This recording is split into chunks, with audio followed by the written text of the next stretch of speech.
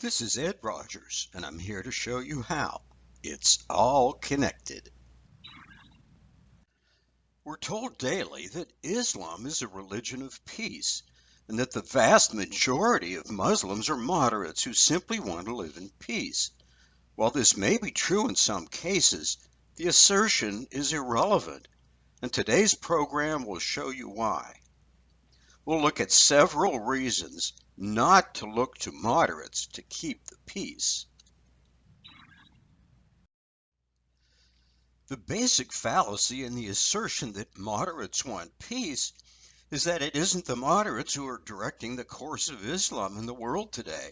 It's the radicals. It's not the moderates who are marching in the streets, waging the wars, beheading their enemies, and teaching their young children to become suicide bombers. It's the radicals. Where's the outcry from the community of moderates against all the violence they claim to reject? Except for a few isolated incidents, it's been non-existent. History offers some valuable lessons in this regard. In Hitler's day, very few Germans were true Nazis, but many enjoyed the return of German pride, and many more were too busy with their own interests to care. Many thought the Nazis were a bunch of fools. Most did nothing to stop them. Then, when it was too late, the majority woke up to find that the Nazis had gained control. Many families ended up losing everything. Communist Russia consisted of people who just wanted to live in peace. Yet the Russian communists were responsible for the murder of over 20 million people. Those representing the peaceful majority were irrelevant. China's huge population was peaceful as well, but Chinese communists managed to kill a staggering 70 million people. The message from history is that the silence of peace-loving, moderate Muslims has made them irrelevant. If they're not willing to speak up, they'll awaken one day to find that the radicals own them, and they'll be faced with a choice: join the radicals or be treated as an enemy combatant.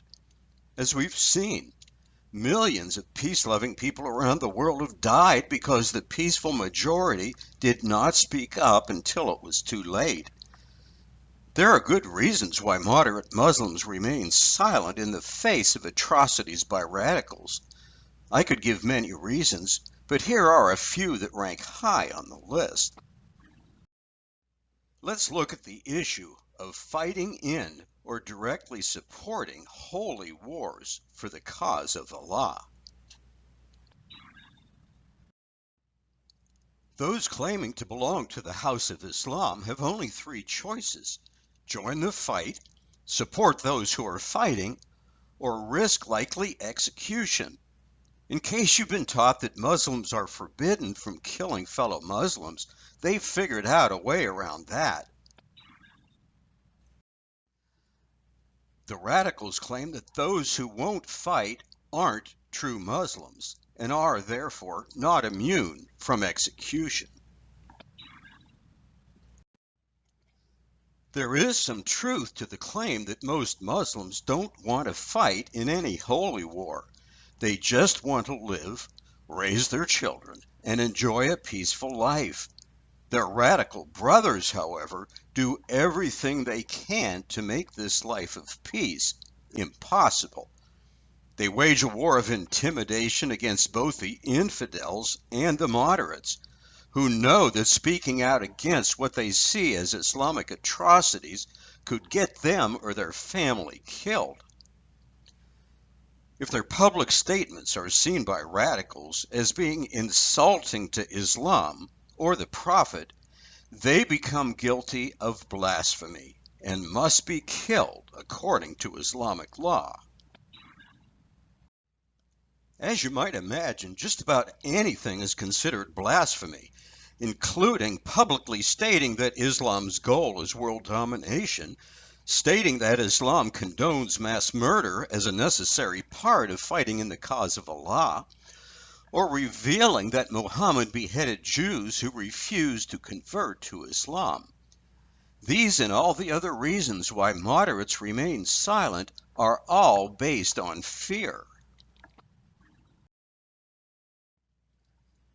Spreading fear was one of Muhammad's favorite tactics, and it's still in place today. Let's examine moderate Muslims from a different angle. Are they really as moderate as they claim? Most news and government reports of beheadings, crucifixion, kidnapping, and all-around abuse of women fail to mention that the perpetrators were Muslims. When they do mention it, they always add radical or extremist, as if their actions are so over the top that they must be portrayed as lunatics, far removed from the reasonable moderates who just want to be accepted as peace-loving citizens of whatever country they call home.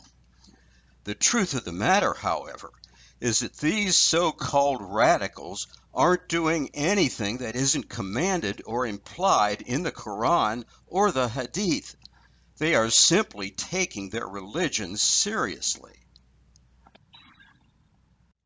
I recently read about a peaceful and gentle, moderate Muslim father who had slapped his 13-year-old daughter to death because she didn't finish her chores properly.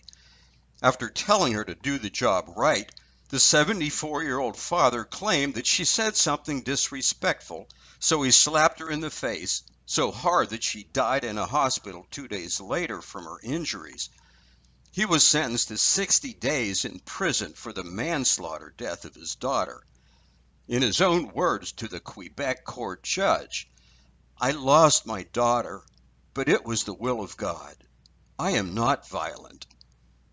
So there you have it. He's not a violent man, and it was God's will that he slap his daughter to death. I also read an account from Brooklyn that shows how Islamic culture lends itself to the kind of violence in the previous story, even from a gentle man. A 75-year-old Pakistani immigrant got so angry because his wife didn't make him goat for dinner that he beat her to death with a stick. His defense attorney admitted that he beat his wife, but argued that he was guilty only of manslaughter since he didn't intend to kill her. After all, in Pakistan, beating one's wife is customary. He comes from a culture where he thinks this is appropriate conduct, where he can beat his wife. Accounts like these give credence to the claim by British Muslim leader Anjem Choudary that all Muslims are radical and extremists, and that there is no such thing as a moderate Muslim. Choudary argues that the Quran and Sharia law both teach that the beliefs espoused by ISIS, Al-Qaeda, Hamas, Hezbollah, Boko Haram, and others are normal, everyday Muslim values. Gay people are supposed to be executed. Adulterers are supposed to be stoned. Converts away from Islam are supposed to be killed. Anyone saying anything negative about Islam, Allah, or Muhammad is supposed to be put to death. Keep this all in mind the next time someone says that the moderate Muslims will ultimately keep the radicals in check. And lastly, to lighten things up as I close, here's my thought for today. 1 out of 4 people in the U.S. is mentally unbalanced. Think of your 3 closest friends. If they seem okay, then you're the one. I'm just saying. And now you know. I invite you to check out my website at edrogers.net, where you'll get my books, blogs, and sign up for my twice-weekly blog or newsletter. Until our next program, this is Ed Rogers, showing you how. It's all connected.